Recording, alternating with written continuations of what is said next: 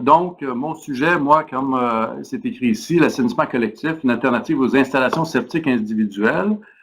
Il y a au Québec, oups, c'est pas comme ça, c'est comme ça. Attendez un peu là, que je me familiarise avec le système, voilà. L'année passée, il y avait le président de la FQM qui citait qu'il y avait 800 000, il y a 800 000 résidences au Québec qui sont équipées d'installations individuelles qui ne sont pas nécessairement aux normes. L'installation septique individuelle, il y en a de toutes sortes de technologies, de procédés qui sont en place, certains depuis fort longtemps et qui sont peut-être moins efficaces, d'autres qui sont plus modernes, plus performants. Ces différentes installations septiques-là ne sont pas nécessairement, comme on disait tantôt, toutes efficaces. Il y a des sondages qui sont faits, entre autres aux États-Unis, qui illustrent qu'il y a plusieurs problématiques associées aux installations septiques individuelles. Il y a différentes causes qui peuvent générer ces problématiques-là.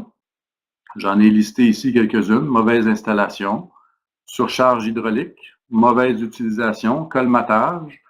On peut imaginer qu'il y a certains individus qui peuvent pas pour mal faire, mais par manque d'information ou de rigueur, je ne sais pas, mais jeter un peu n'importe quoi dans le système.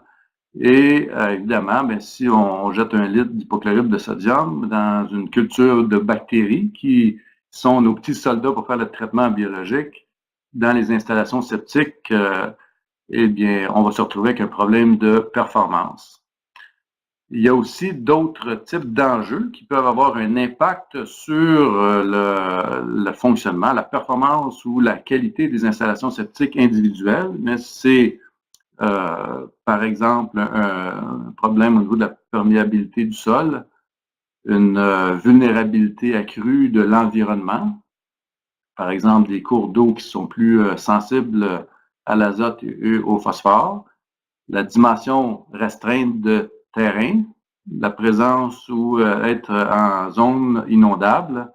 Et toutes ces contraintes-là vont faire en sorte que des installations septiques individuelles peuvent devenir très coûteuses et être même à la limite prohibitives.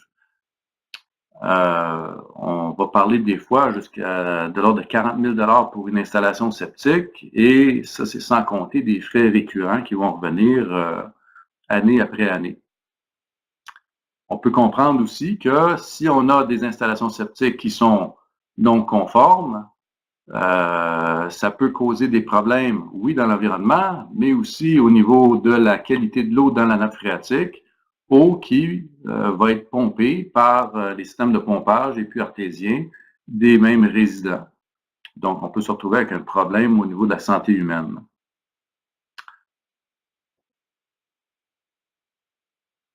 En tant que membre éventuel de municipalité, comme je disais tantôt, vous allez être sur le terrain. Il n'y a personne qui a le droit de rejeter des eaux usées non traitées dans l'environnement. Et ce sont les municipalités qui sont responsables de faire appliquer cette loi-là, cette règle-là. Et il y avait une date qui était sur la table là, de fin 2019 pour que toutes les municipalités s'assurent que les installations sur leur territoire soient conformes. Eh bien, il y a encore beaucoup de travail à faire. Alors, on peut se demander aujourd'hui, une fois qu'on fait l'inventaire des problématiques qu'il y a sur le territoire, quelle est la meilleure solution pour régler les problématiques? Est-ce que c'est d'aller avec des installations septiques individuelles ou, ce que je vous présente ce soir, cette alternative de faire du traitement collectif?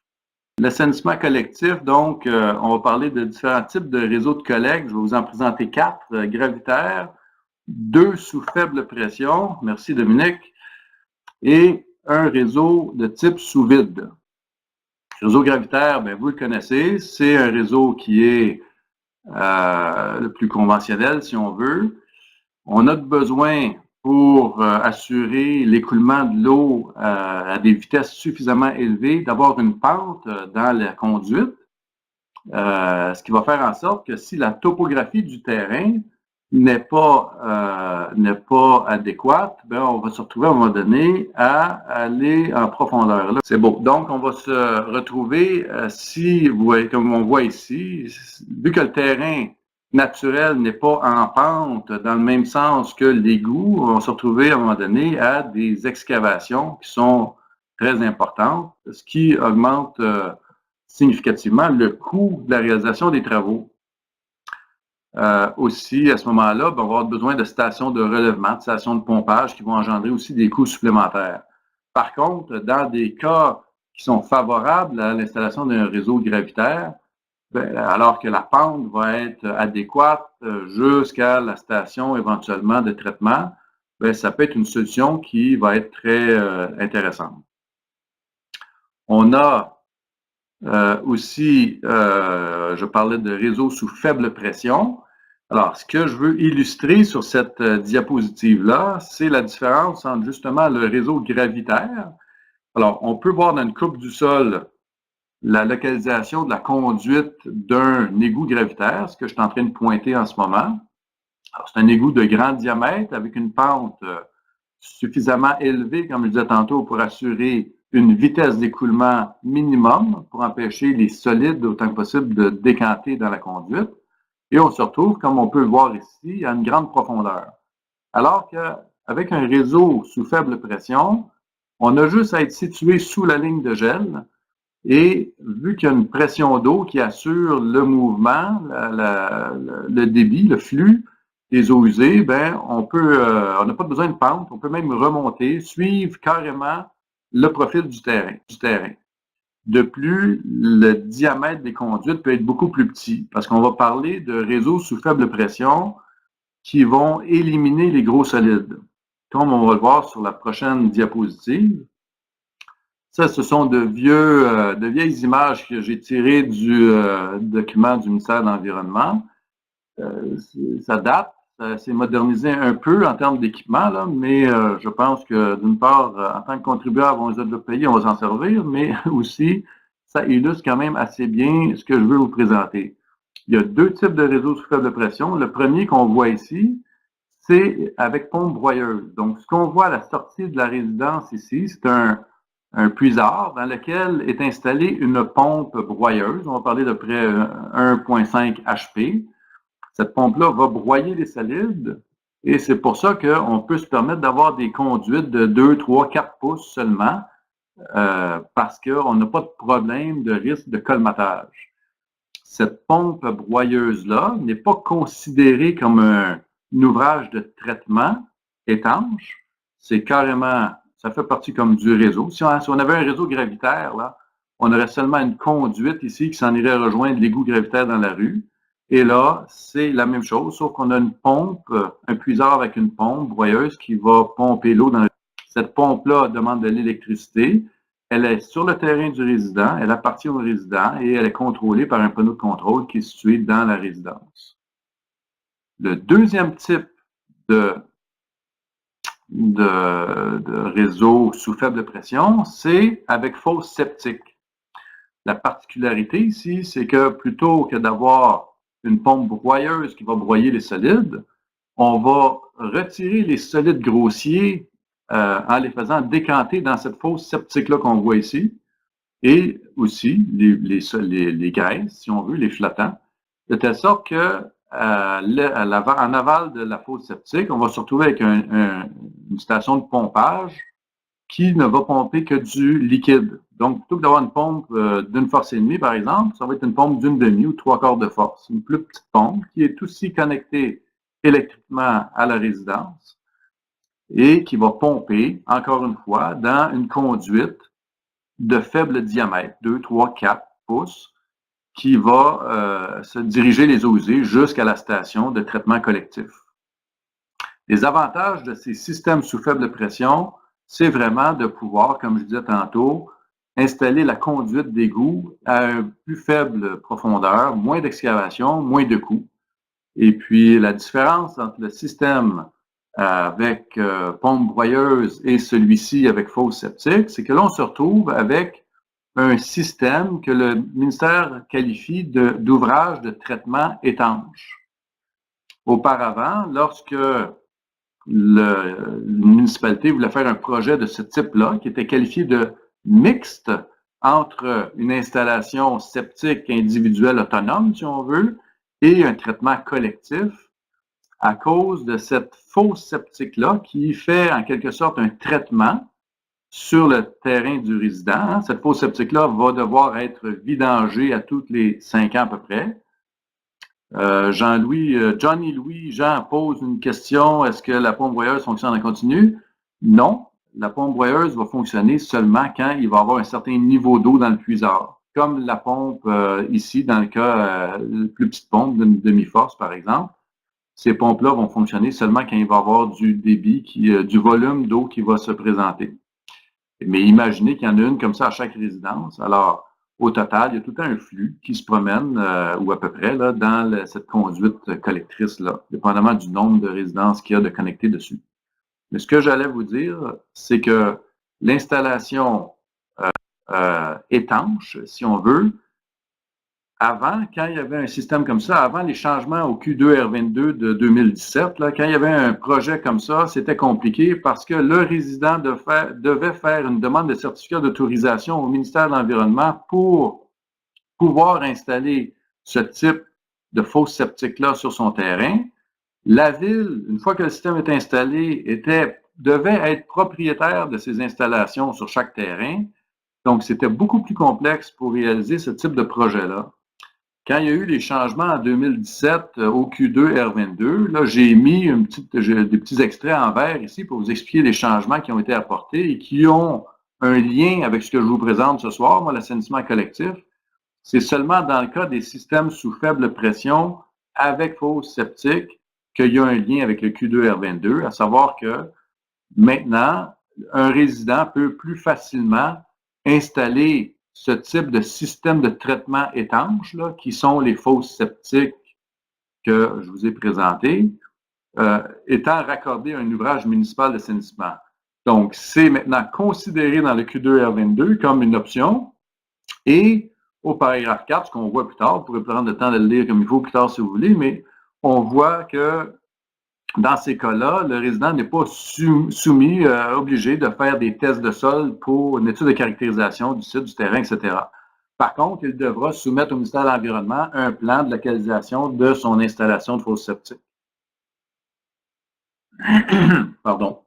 Le quatrième type de réseau dont je voulais vous parler, c'est le réseau sous vide. Et lui, j'en parle moins parce qu'il n'est pas très populaire, disons, au Québec. Il y a des installations, dont une à Saint-Paul-de-l'Île-aux-Noix. C'est les mêmes qualités ou avantages que le réseau sous vide, à savoir qu'on a moins d'excavation, on va se retrouver avec des conduites un peu plus petites. Là-dedans, on va retrouver des solides, par exemple. Donc, on va retrouver des conduites un peu plus grosses que les réseaux sous faible pression avec pompe broyeuse ou avec fosse septique. Mais l'intérêt, c'est qu'il n'y a pas d'électricité, de besoin d'électricité dans les résidences.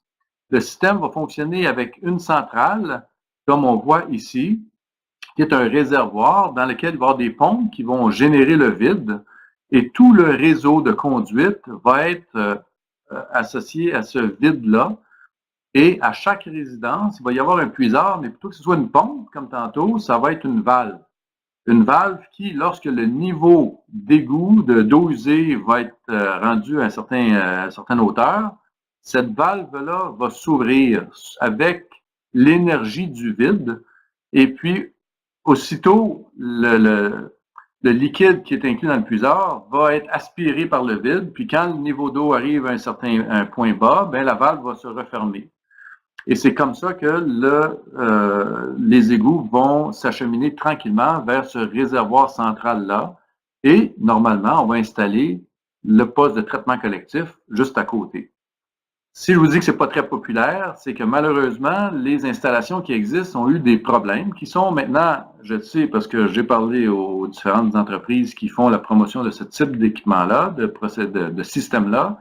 Ces installations-là, les produits se sont améliorés, mais à Saint-Paul-de-l'Île-aux-Noix, par exemple, lorsqu'il y a un problème d'étanchéité dans une valve à une résidence, ben, on comprend qu'on perd le vide, là. Si le joint de la valve ferme mal, bien, il y a une aspiration d'air en continu, ce qui fait en sorte qu'on perd le vide et on perd cette énergie-là qui est essentielle au fonctionnement du réseau.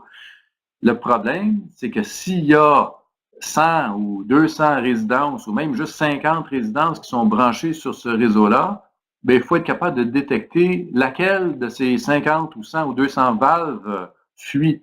Et il n'y avait pas de système à l'époque installé pour détecter la localisation de la fuite. Donc, il fallait faire le tour pour essayer de trouver où est-ce que c'est qu'on entendait le bruit de la fuite. Maintenant, je sais qu'il y a des systèmes qui sont très simples, qui font en sorte qu'on va trouver plus rapidement la fuite. Donc, ça devient quand même une solution à considérer. Alors, ici, je vous ai présenté un tableau où est-ce qu'on voit très, très sommairement, là, je vous ai fait ça plus pour arriver avec ma prochaine remarque, là, à savoir que lorsque vous vous trouvez dans une situation, d'un projet qui, d'après vous, est susceptible d'être intéressant pour un traitement collectif, en termes de choix de procédés au niveau du réseau, bien, il va falloir faire une étude de coût pour voir quelle est la solution qui est la plus efficace en termes de coût. Certains vont suggérer dans la littérature que les réseaux à faible pression avec fosse septique sont plus économiques. D'autres vont dire que c'est ceux avec pompe broyeuse. Et parfois, comme je vous disais, c'est ces réseaux gravitaires. Pour des plus grandes, un plus grand nombre de résidences, le sous-vide va parfois se démarquer aussi. Donc, moi, ce que je vous dis, c'est qu'il faut faire une étude, une analyse sérieuse pour trouver la meilleure solution. Je vous ai parlé de réseaux de collecte. Maintenant, on va parler d'assainissement parce qu'au bout de ce réseau-là, on va installer l'ouvrage qui va permettre de traiter les eaux. Il y a différents types de technologies potentielles qu'on peut utiliser pour le traitement des eaux usées de façon collective comme ça. Celle dont je vais vous parler ce soir figure dans le guide pour l'étude des technologies conventionnelles du ministère de l'Environnement, au chapitre 7 de ce guide-là. Vous avez ici la référence là, sur Internet. Le réacteur biologique membranaire. Le réacteur biologique membranaire, c'est une technologie qui fait partie du guide des technologies conventionnelles. C'est un procédé qu'on utilise depuis longtemps, nous, dans des plus gros projets, mais qu'on a décidé de standardiser pour le rendre accessible pour des plus petits projets en réduisant les coûts, en standardisant le produit, le système. Le réacteur biologique membranaire a une qualité particulière de permettre le rejet d'un effluent qui respecte ou dépasse même les normes les plus contraignantes du ministère de l'Environnement. On va en parler. Donc, je vais vous parler du réacteur biologique membranaire Ultimo. C'est le procédé qui est offert par Mabarex, l'entreprise pour laquelle je travaille. Comme vous pouvez voir sur cette diapo-là, on a créé une gamme d'Ultimo qu'on appelle les mini 100, 200, 300 jusqu'à 500 qui vont traiter des débits de l'ordre de 25 000 litres par jour jusqu'à 200 000 litres par jour. Vous voyez sur la ligne du dessous le nombre de résidences auxquelles ça correspond. Et en termes de dimension d'empreinte au sol, ben, par exemple, le Mini 200 qui va traiter jusqu'à 67 résidences, si on considère 750 litres par jour par résidence, à titre d'exemple, on va se retrouver avec une empreinte au sol de l'ordre de 10 mètres par 8 mètres. Donc, vous comprenez que c'est très compact et que ça peut facilement être installé si on imagine un certain projet là, immobilier ou secteur résidentiel et qu'on achemine les eaux usées vers un endroit spécifique. Un réacteur biologique membranaire du type de l'Ultimo peut être installé sur un lot à peu près équivalent à un lot normal d'une résidence. Ici, vous pouvez voir, pendant que je prends une gorgée d'eau, le type d'application susceptible d'être potentiellement intéressante pour un réacteur biologique membranaire.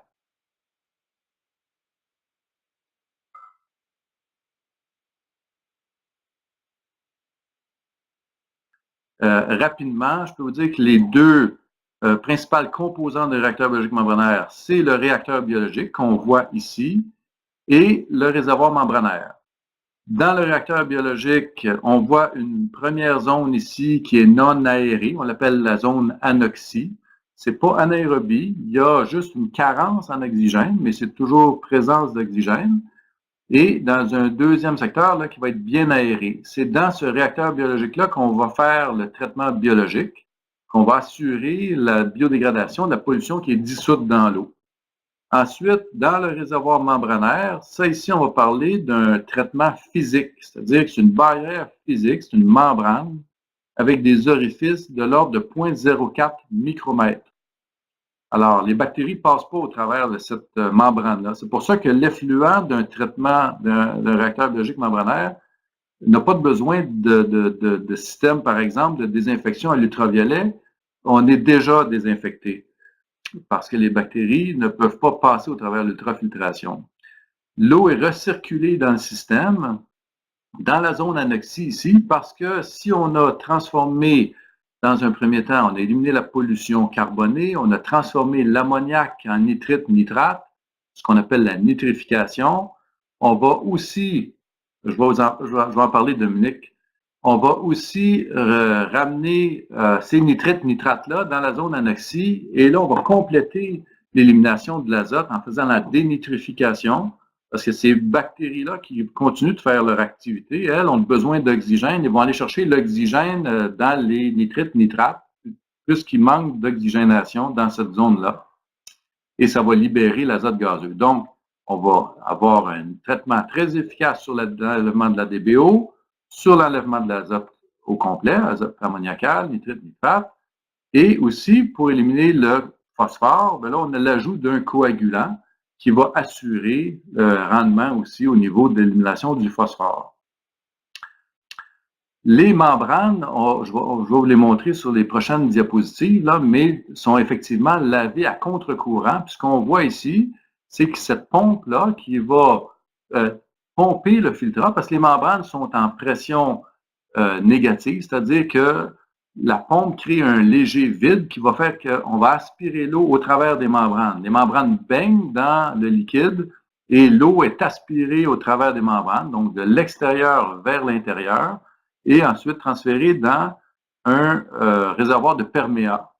Et régulièrement, cette pompe-là va envoyer un back pulse pour nettoyer les pores des membranes. Ce back pulse-là se fait avec l'eau traitée, l'eau filtrée, et régulièrement, il y a aussi un ajout d'hypochlorite de sodium qui va être injecté dans le back pulse pour nettoyer un peu plus à fond les pores.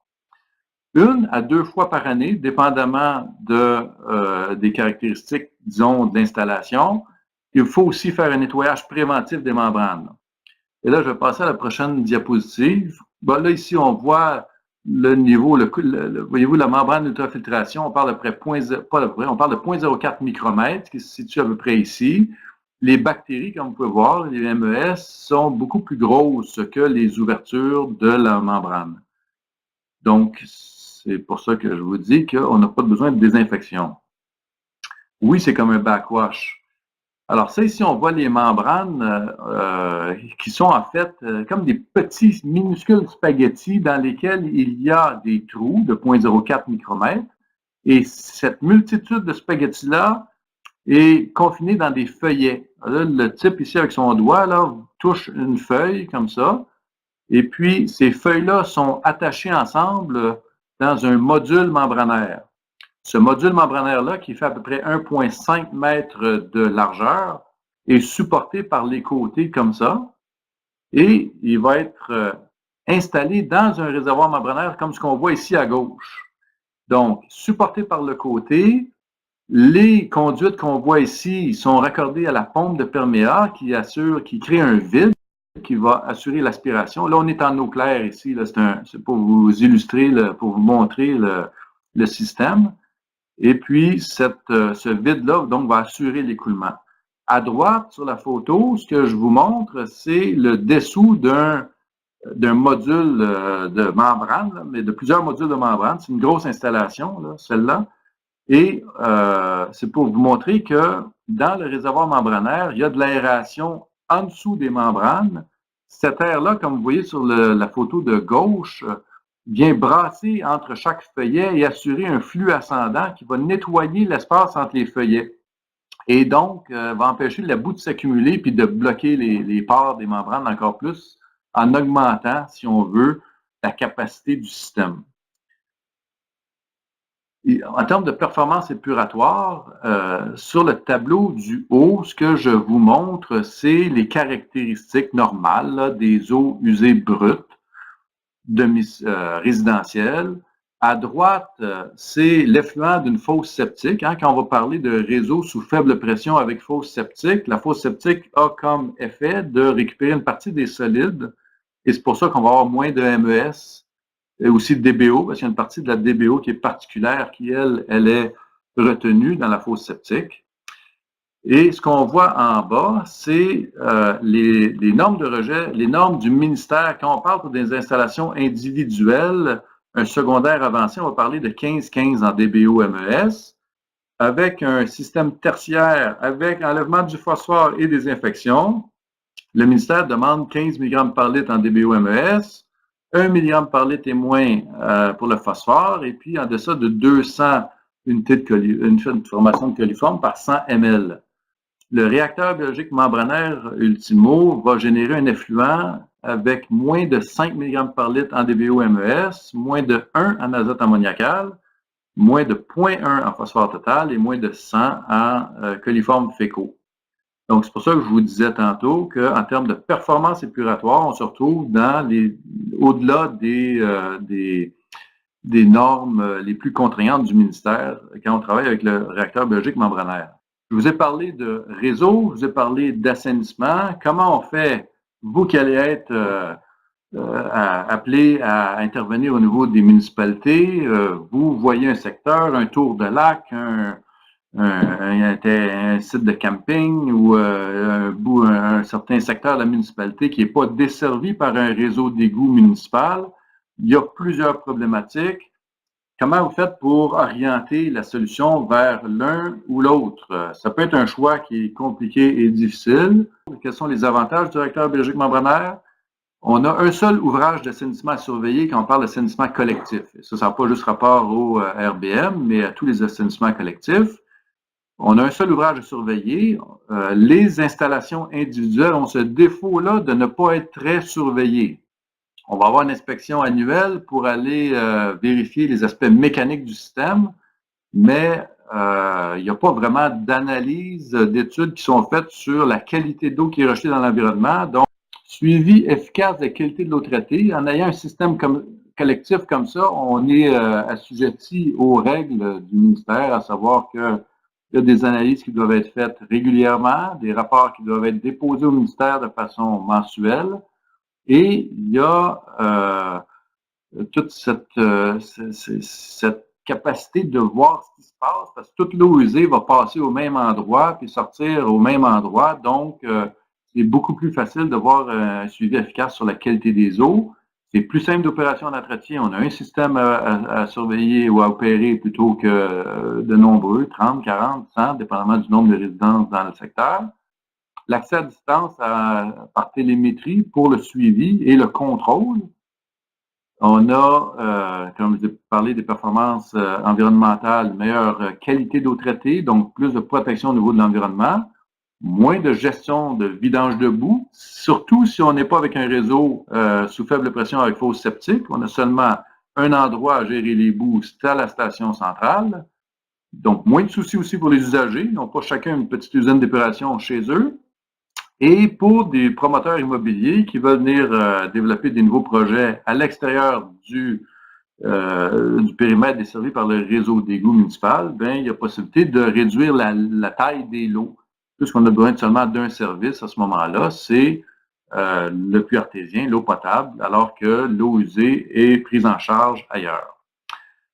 Et il y a, une fois qu'on est avec deux options ou plus là, qui sont techniquement et qui ont la performance voulue ou désirée, souhaitée, ben là, il faut aller chercher la solution au meilleur coût. Ce que je vous présente ici, c'est pas une courbe qui est bonne dans tous les cas de figure. Il faut vraiment faire l'exercice cas par cas. Mais la ligne brune qu'on voit, c'est le coût de capitalisation et d'opération sur 20 ans d'installation individuelle. On parle d'à peu près 27-28 000 sur 20 ans par résidence. Comme je vous dis, là, c'est pas vrai dans tous les cas. Ça dépend des caractéristiques des sols, etc., de toutes sortes de paramètres, là, mais j'ai pris un cas moyen. La ligne bleue correspond au coût d'une installation réseau plus traitement d'une installation d'assainissement collectif. Et ce qu'on remarque, c'est que quand on a peu de résidences, donc aux alentours d'une quinzaine de résidences, le coût est élevé. On est à peu près à 40 000 par résidence. Alors que plus on a de résidences, et quand on traverse le nombre de près 27-28, dans ce cas de figure-là, bien, ça commence à être plus économique d'avoir une installation collective plutôt que chacun avoir son système de traitement. Donc, ce que je vous dis, c'est qu'il faut analyser les différentes options et puis faire un choix qui est non pas émotif, mais plutôt bien mesuré. Alors ça met un terme à ma présentation.